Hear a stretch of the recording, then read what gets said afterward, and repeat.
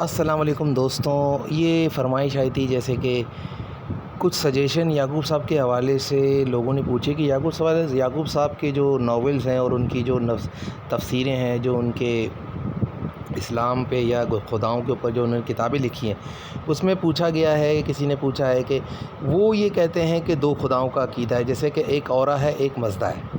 तो इस पर सवाल आया है कि ये कुछ लोगों की नज़र में ये मुग़ालता है, ये गलत बात है। तो उसका जवाब मैं सुना देता हूँ।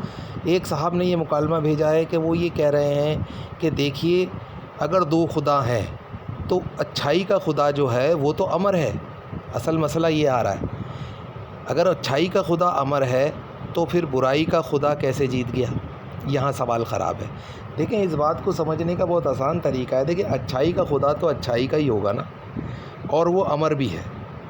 और बुराई का खुदा वो अमर नहीं है। वो क्या होगा? वो इंसान के साथ ख़त्म हो जाएगा। जैसे ही जो इंसान की रचना की है ना, ये रचना जैसे ही अपने इख्तिताम क़यामत आएगी, बुराई का खुदा ख़त्म हो जाएगा। यही कहानी है। लेकिन अच्छाई का खुदा ज़िंदा रहेगा हमेशा। वो जन्नत में भी हमें मिलेंगे, वो आगे भी हमें मिलेंगे। तो अब ये अक़ीदा के दो खुदा हैं और उसमें से दोनों आपस में लड़े हैं और बुराई का खुदा जीत गया है। लेकिन यहाँ ब्लास्फेमी का ज़मरा आ रहा है कि ये चीज़ ऐसी है कि अगर अच्छाई का खुदा तो अमर है ना, अब वो अमर है तो फिर बुराई का खुदा कैसे जीत गया? तो कुछ लोगों के नज़दीक बात ये है कि बुराई का खुदा इंसान का पैदा करता है और इंसान को अच्छाई के खुदा ने पैदा किया है। तो अब ये बुराई का खुदा जो इंसान लेकर आया है वो अच्छाई के खुदा से तनाज़े में है, लेकिन अमर होने की वजह से अच्छाई का खुदा उसके तनाज़े में नहीं आ रहा, यानी कि उसकी ताकत के ज़मरे में नहीं है अच्छाई का खुदा। समझ रहे? बुराई का खुदा अपनी ताकत के ज़ोर पे, अपनी पावर के ज़ोर पे, मिसाल के तौर पे राम और रावण, ये दो पावरफुल लोग जो हैं, अवतार हैं। एक शैतान का अवतार है, एक भगवान का अवतार है। सही है?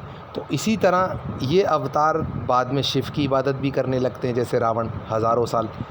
इसी तरह राम जो है वो परमात्मा के भी अवतार हैं, वो शिव के भी मानने वाले हैं, वो तकरीबन यही बात है, और वो शिव के भी बहुत बड़े भक्त हैं। तो इस तरीके जब दोनों में मुकाबला होता है तो अच्छाई का खुदा जो राम है वो फाते रहता है ना, और बुराई का खुदा हार जाता है, मगर वो फिर आ जाएगा, लेकिन टाइम लगेगा। सही ना? राक्षसों का जो युग है वो दोबारा इस युग के अंदर प्रवेश करेगा, मगर टाइम लगेगा थोड़ा। तो ये सिलसिला चलता रहेगा। वो देखें, बुराई क्या चीज़ है, वो बार बार पैदा होती रहेगी। बुराई का खुदा बार बार पैदा हो रहा है, अच्छाई का खुदा अमर है, वो मरता ही नहीं, तो वह पैदा क्यों होगा? तो इस ब्लास्फेमी से थोड़ा सा परहेज़ करना होगा। तो याकूब साहब ने कतई ये नहीं कहा कि ये बात हतमी है, ये एक फ़िनोमेना है। देखें, मैं इसका जवाब दे रहा हूँ याकूब साहब की तरफ से। ये सवाल पूछा है इंडिया से कैलाश ने, और वो ये कहते हैं कि ये ब्लास्फेमी है।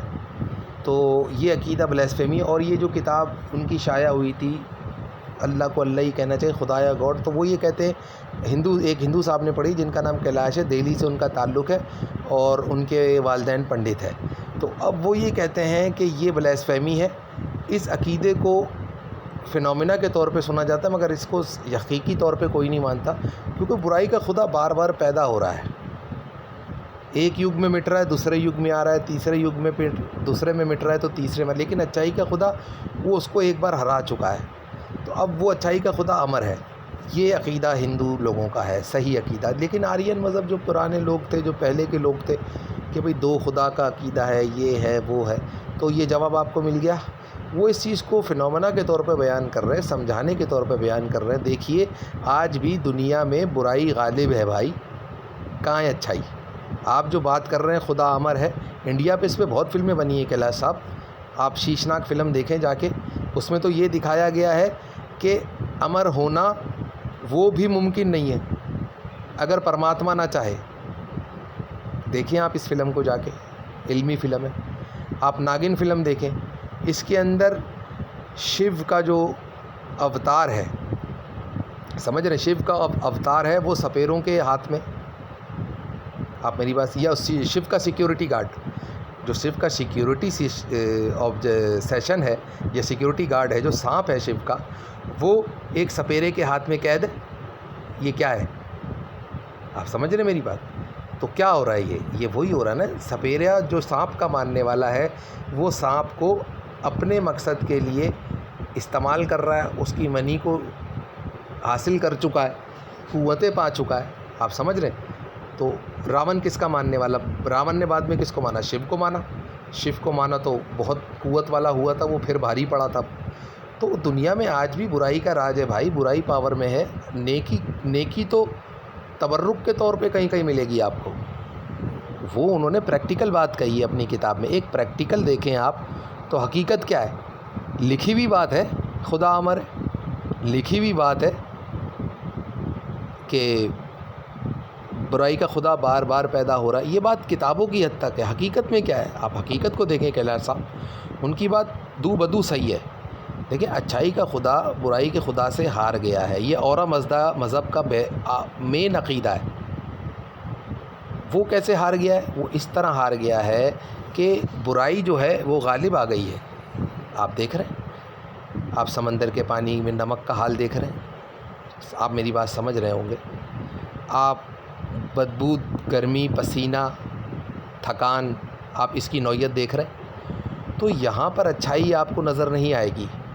पानी की गंदगी है, अच्छाई नज़र नहीं आ रही, बदबूएँ हैं, डाइज़ हैं, गैसेस का प्रॉब्लम है, यहाँ अच्छाई नज़र नहीं आ रही, बुराई ही नज़र आ रही है। उन्होंने ये बात प्रैक्टिकल कही है, प्रैक्टिकल कही। अब अमर, अगर खुद आप कह रहे हैं कि खुदा अच्छाई का अमर है, अब कब अमर होगा, हमें इससे इनकार नहीं, लेकिन इस चीज़ की गहराई पे बहुत फिल्में बनी है। देखिए, अमर होना और अमर हो के गालिब रहना, ये दोनों चीज़ें मुख्तलिफ हैं। यानी एक आप अमर हो गए, अब मरेंगे नहीं, लेकिन अभी गलबे का मामला अलग है। आप समझ रहे हैं, गलबे का मामला अलग है, तो उसके लिए तो फिर और सेटअप भी हो सकते हैं। तो आप मेरी बात समझ। देखिए, इसी तरह रावण ने हज़ारों साल शिव की तपस्या की, उन्हें मिला रुद्राक्ष। रुद्राक्ष क्या चीज़ है? देखें, जब कोई तपस्या करता है, कोई इबादत करता है, देखें कोई नमाज़ पढ़ा, 50,000 नमाज़ें पढ़ी, एक ने पढ़ी सिर्फ 400 नमाज़ें, तो दोनों में फ़र्क कैसे होगा? तो अल्लाह की तरफ से, भगवान की तरफ से वरदान मिलता है। वरदान क्या कहते हैं? वरदान मिलता है कि जो आपको आपकी इबादत के एवज़ कुव्वतों की सूरत में मिलता है। भाई, आपने इतनी इबादत की है, कोई कर नहीं सकता, ये तो बहुत बड़ी बात है, तो लिहाजा हम आपको खाली हाथ नहीं भेजेंगे, ये रखिए अपना वरदान रखिए आप। अब वरदान कई किस्म के होते हैं, तो इस तरीके से ये बात है। अब शिवलिंग की इबादत की उन्होंने, उन्हें शक्ति बीज मिला, किसी को कुछ मिला, किसी को कुछ मिला, आपको शक्ति बीज मिला। अब वो शक्ति बीज इतना पावरफुल था कि उसकी मदद से शिव ने आपको, जो शिव भगवान हैं, उन्होंने आपको आग, पृथ्वी, जल, आकाश, इन चारों पांचों चीज़ों पर नॉलेज दी, इल्म दिया इसका। जब इसका इल्म आ गया तो लाजमी बात है इनका इस्तेमाल आ जाता है इंसान को, रावण को। तो बस यही कहानी है। तो इस तरीके से बुराई के खुदा के पास तपस्या के एवज़ इल्म आया है और अच्छाई के खुदा को हरा दिया है। भाई, अच्छाई के खुदा को इबादत करने की क्या ज़रूरत है? कोई ज़रूरत नहीं, वो तो अच्छे हैं। तो इबादत वहाँ नहीं है ना अच्छाई के खुदा के कॉन्सेप्ट में, इबादत है बुराई के खुदा के कॉन्सेप्ट में। तो मैं आपसे यही कह रहा हूँ कि अगर आप सही से वेदा भी पढ़ लेंगे, महाभारत भी पढ़ लेंगे, ये जो जंगें हो रही हैं या लड़ाइयाँ हो रही हैं, या गीता, भगवत गीता वगैरह आप पढ़ेंगे, तो आपको अंदाज़ा होगा कि बुराई का खुदा जो है वो हारने के बाद फिर पैदा हो रहा है, हारने के बाद फिर पैदा हो रहा है। तो वो किसी का लाया हुआ है, पैदाइश का लाया हुआ खुदा है ये। आप समझ रहे हैं मेरी बात? तो इस ब्लेसफेमी से बचना चाहिए। खुदा अच्छाई का अमर है, बुराई का खुदा अमर नहीं है, वो बार बार पैदा होता है। तो ये ब्लेसफेमी से हमें बचना चाहिए। बहरहाल बाकी तो बहुत चीज़ें, इंडिया में इस पर बहुत फिल्में बनी है। शीशनाक फ़िल्म बनी है जिसमें एक डैनी का कैरेक्टर दिखाया गया है, जिसमें ये दिखाया गया है कि अल्लाह भला करे, आपका जो तांत्रिक होते हैं, तांत्रिक, ये देवताओं की तरफ से इनको वरदान है, और फिर ये ज़मीन पर आए, इन्होंने सांपों के ख़िलाफ़ जहाद कराए और सांपों को कंट्रोल कर लिया है पूरा मुकम्मल। लेकिन फिर इस फिल्म में ये दिखाया है कि डैनी जो तांत्रिक है, उसे जिस देवता की सपोर्ट है, वो देवता उसे अमर करने की अमर होने की इजाज़त देते हैं। देवता कहते हैं फ़रिश्तों को, हिंदी ज़बान में फ़रिश्तों को देवता कहा जाता है, तो कंफ्यूज होने की ज़रूरत नहीं। तो इसी तरह डैनी को भी किरण ज्योति दी जाती है, जो एक ख़ास वक्त पर आती है, जो इंसान को या तांत्रिक को अमर कर देती है। अब वो इस बात का उसको यकीन होता है कि भाई मैं अमर हो जाऊंगा, मुझे देवता जब अमर करना चाह रहे हैं तो मैं अमर हो जाऊंगा। तो इसी तरीके से किरण ज्योति जो होती है, और इसमें ताल्लुक़ दिखाया है शीशनाग की। शीशनाग जो है इसमें इन्वॉल्व है, इस चीज़ के अंदर शीशनाग की इन्वॉल्वमेंट दिखाई है। यानी कि शीशनाग जो है वो अघोरी जो तांत्रिक है वो उनके ग़ुलाम है शीशनाग। ऐसा तांत्रिक का कॉन्सेप्ट है, क्योंकि कोई भी सांप उस तांत्रिक के आगे शीशनाग पावर का इस्तेमाल करने में नाकाम ही रहता है। पूरी फिल्म में यही दिखाया जा रहा है। शीशनाग के बच्चे होने के बावजूद जितेंद्र भी और उसके अंदर जो मेन नाग दिखाएं वो उसका मुकाबला नहीं कर सकते, बल्कि उससे पीछे ही रहते हैं। लेकिन मजबूरतन एंड में फ़िल्म के वो मजबूर हो जाते हैं लड़ाई करने पर। ये चीज़ है। तो इसके अंदर ये दिखाया है कि किरण ज्योति दिखाई है जो आसमानी खुदा की तरफ से इनकी तरफ आती है, भगवान की तरफ से। और इसके अंदर जो है वो शिव की इबादत भी दिखाई है। तो वो तांत्रिक शिव का भी बहुत बड़ा इबादत गुजार है, लेकिन एंड में वो शिव का मुनकिर हो जाता है। यानी कि शिवलिंग को उठा के फेंक देता है, और फिर उसके बाद वो ये कहता है कि मैं तो अब शिवलिंग से भी बड़ा भगवान बन गया हूँ, और मैं अब जो है वो सांपों पर राज करूँगा, और मेरे पास मनी आ गई है, मेरे पास फलां ढिमका। ये फ़िल्म इस तरह है। तो फिर किरण ज्योति जो है उसको अमर नहीं करती इस ब्लास्फेमी के बाद। तो उसके इस ब्लास्फेमी पे इसको किरण ज्योति अमर नहीं करती, बल्कि इस तरीके से आवाज़ आती है कि इसके सीने के बीच में एक त्रिशूल आ गया है, एक हथियार का साया आ गया है, जिसकी वजह से ये अमर नहीं हुआ। लेकिन हकीकत ये है कि वो किरण ज्योति इस ब्लास्फेमी के वो शिवलिंग की बेहुरमती करने पर उसको अमर नहीं किया जाता। ये चीज़ है, वरना किरण ज्योति इतनी पावरफुल है कि वो अमर करे बिना जाती नहीं है। तो आपने देखा कि ब्लास्फेमी में ये अमर करने वाली चीज़ें आपको अमर करने से भी गुरेज करती हैं। आप समझ गए? तो अमर होने के लिए ये है कि किसी चीज़ की बेहुरमती ना की जाए, किसी भगवान की तारीफ़ ना की जाए, किसी की डिसग्रेशन ना की जाए। तो जो भी है सबकी इसमें बहुत बड़ा गहरा राज दिखाया गया है। तो बेहुरमती की वजह से वो अमर नहीं हो पाते। तो किरण ज्योति भी ये बात बता देती है कि भाई ये शिवलिंग बताते हैं, हाँ शिव भगवान ये बात बताते हैं कि फिर शीशनाग को बताते हैं ये बात शिवलिंग।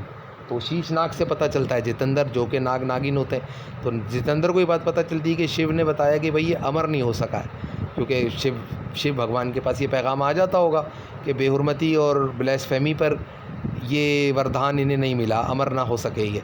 तो उस पर फिर जो है वो सांप उस पर अटैक कर देता है डैनी पे, और डैनी को ख़ुद अंदाज़ा नहीं होता कि मैं अमर नहीं हुआ हूँ। वो समझता है कि मैं अमर हो चुका हूँ। तो लिहाजा जब सांप उन पे अटैक करता है तो त्रिशूल एक हाथ में लेकर वो हुक्म देता है अपने एक चेले को कि इन पे अटैक करो। तो जब वो उन पे अटैक करता है 2-3 बार तो नहीं लगते, लेकिन आखिरी एक बार डैनी को लग जाता है तो उसे पता लगता है मैं अमर नहीं हुआ हूँ, और उसके प्राण चले जाते हैं। प्राण मतलब उसकी रूह निकल जाती है परमात्मा की तरफ। तो ये दिखाया है। तो ये देखें शिव भगवान का पावर भी दिखाया है कि शिव भगवान जो सांपों के खुदा हैं, और जिनके सिक्योरिटी गार्ड सांप है, जिनके चेले सांप है, जो बाद में इंसानी शक्ल भी इख्तियार कर लेते हैं, ये भी एक नेशन है। शिव के मानने वाले भी एक कबीला है। तो वो ये दिखाया है कि इनके पास इतना पावर है कि ये किसी के अमर होने के बाद कि किरण ज्योति अगर उन्हें अमर कर भी दे तो उसके बाद भी वो अमर इंसान की मृत्यु हो सकती है अगर शिव भगवान का वो नास्तिक हो जाए या मुनकिर हो जाए अमर होने के बाद। इस फिल्म में ये बहुत बड़ी पावर दिखाई है शीशनाग की। आप शीशनाग को कमज़ोर ना ले, ये शीशनाग की बहुत बड़ी पावर दिखाई है। ये सारी बातें याकूब साहब की आने वाली किताब सांप और उसके मसाइल में लिखी हुई है, और ये इंशाल्लाह 300 पेज की किताब है। ये आपको ज़रूर हम भेज देंगे, आप अपना PO बॉक्स हमें भेज दीजिएगा। इसके अंदर सारी डिटेल के साथ बात लिखी हुई है कि इसमें शीशनाग का मुकम्मल क़ुव्वत और ताकत, शिवलिंग का पावर, शिवलिंग की पैदाइश, शिवलिंग कब से हैं, कब तक हैं, और वो क्या कुछ कर सकते हैं। इस 300 पेज की किताब है। इसमें तकरीबन याकूब साहब ने बहुत सफाई के साथ सारे मामलात लिखे हैं। तो इंशाल्लाह आप ये पढ़ेंगे तो आपको पता लग जाएगा। तो शिवलिंग का जो पावर और ताकत इस मूवी में दिखाई है कि अमर हुई भी हस्तियाँ भी, जिनको किरण ज्योति जिनको अमर कर चुकी, लेकिन वो भी इन भगवान के हुक्म से गैर अमर हो जाते हैं, और अल्लाह माफ़ करे किसी हथियार से मारे जाते हैं। कितना बड़ा पावर दिखाया, ये है शीशनाग का पावर। समझ रहे हैं आप? शीशनाग अमर हुई भी हस्तियों को भी हलाक कर सकते हैं। आप मेरी बात समझ रहे हैं? तो ये चीज़ कैसे हुई ब्लेसफेमी बेहुरमती। जैसे ही कोई शिव भगवान का मुनकिर हो जाएगा, इनकार कर देगा उनको भगवान मानने से, तो अमर ज्योति भी उनको अमर करने से इनकार कर देगी और वो हलाक हो जाएंगे। इस फ़िल्म में ये दिखाया है। तो बहुत शुक्रिया याकूब साहब, ये किताब आप जल्द से जल्द मार्केट में ले आइए ताकि लोगों के सवाल उठ रहे हैं। तो बहुत शुक्रिया।